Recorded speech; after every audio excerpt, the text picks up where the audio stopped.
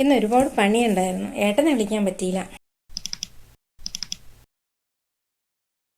Hello hello.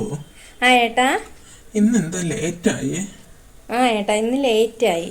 നിന്റെ വിളി കാണാതെ ഞാൻ വിഷമിച്ചു. അവിടുത്തെ അമ്മയ്ക്ക് തീരെ സുഖമില്ലായിരുന്നു. അപ്പോൾ കുറച്ച് സമയം കൂടെ അവിടെ നിൽക്കേണ്ടി വന്നു. നീ ഒരുപാട് കഷ്ടപ്പെടുന്നുണ്ടല്ലേ ഹോം നേഴ്സായി? എനിക്ക് സുഖമില്ലാത്തോണ്ടല്ലേ?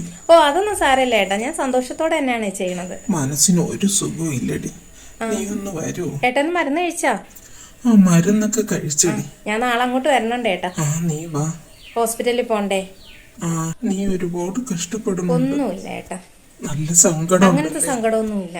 നിങ്ങൾ അടുത്തില്ലാത്തതിന്റെ വിഷമേ ഉള്ളൂ ഏട്ടാ. എനിക്ക് സുഖമായ നീ ഒരു ജോലിക്കും പോകണ്ട. സാരമില്ല ഏട്ടാ, ഏട്ടന്റെ കാല് സുഖമായ ഏട്ടൻ തോട്ടം പണിക്ക് പോവുമല്ലോ, അപ്പൊ പിന്നെ ഞാൻ അവിടെ ഉണ്ടാവും. പൊടി എന്നെ അന്വേഷിക്കാറുണ്ടേട്ടാ. പിന്നെ അവ എപ്പോഴും നിന്നെ ഒന്നും കൊടുക്കൂ. അമ്മയുടെ ചുന്ദര കിട്ടാ. അമ്മ നാളെ വരാട്ടാ. കുറുമ്പൊന്നും കാണിക്കരുത് ഏട്ടാ. മക്കളെ നോക്കിക്കോണേ. ശരി ഏട്ടാ. ഓക്കെ.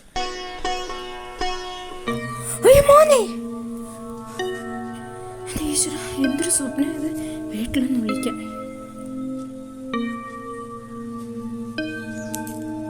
Hello hello. ഏട്ടാ, ഇവിടെ ഭയങ്കര മഴ. ഉറങ്ങിയില്ലേ? ഇല്ലടി, ഇവിടെ ഭയങ്കര മഴ. ഉറങ്ങിയതായിരുന്നു. എന്തോ ഒരു സ്വപ്നം കണ്ടേട്ടാ, ഒരു പേടിപ്പെടുത്തുന്ന സ്വപ്നം. അവിടെ വേറെ കുഴപ്പമൊന്നുമില്ലല്ലോ?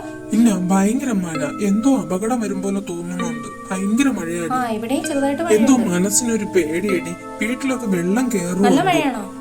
പിന്നെ ഏച്ചിയുടെ വീട്ടിലോട്ട് മാറാത്തത്? രാത്രിയല്ലേ, എനിക്ക് കാലും സുഖമില്ല. നാളെ ആവട്ടെ, നാളെ ഏച്ചിയുടെ വീട്ടിൽ പോവാം. ശരി ഏട്ടാ, ശരി ശരി. നീ കിടന്നു. മക്കളെ നോക്കിക്കോണേ. ഏച്ചി വിളിക്കുന്നു. ഹലോ ഏച്ചി. ഉരുൾപൊട്ടലുണ്ടായടി.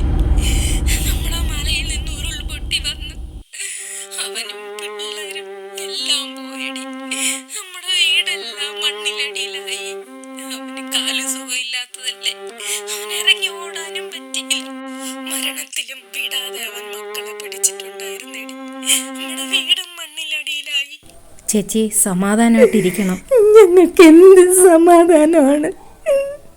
ഞങ്ങൾ എങ്ങനെയാണ് സമാധാനപ്പെടേണ്ടത്? ഞങ്ങളെ കൊച്ചു കൊച്ചു സ്വപ്നങ്ങളാണ് പോയത്.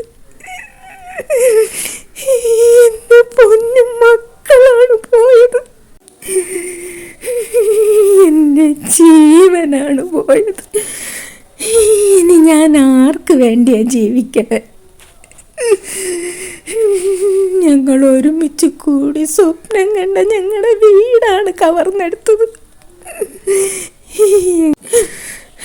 എങ്ങനെയാ സമാധാനപ്പെടേണ്ടത്?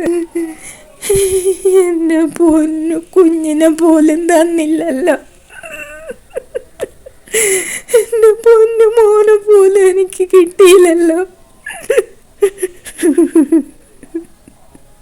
ഞാൻ ആർക്ക് വേണ്ടിയാ ജീവിക്കണേ? ആർക്ക് വേണ്ടിയാ ജീവിക്കണേ? ഇവരുടെ ഈ ചോദ്യത്തിന് എന്ത് മറുപടിയാണ് നമ്മൾ നൽകേണ്ടത്? നമ്മൾ അവർക്ക് ആഹാരവും വസ്ത്രവും പാർപ്പിടവും കൊടുക്കുമായിരിക്കും. പക്ഷേ അവരുടെ ജീവനായ എല്ലാം പോയ അവർ ഇനി എങ്ങനെയാണ് തിരിച്ചു വരേണ്ടത്? എങ്ങനെയാണ് അതിജീവിക്കേണ്ടത്?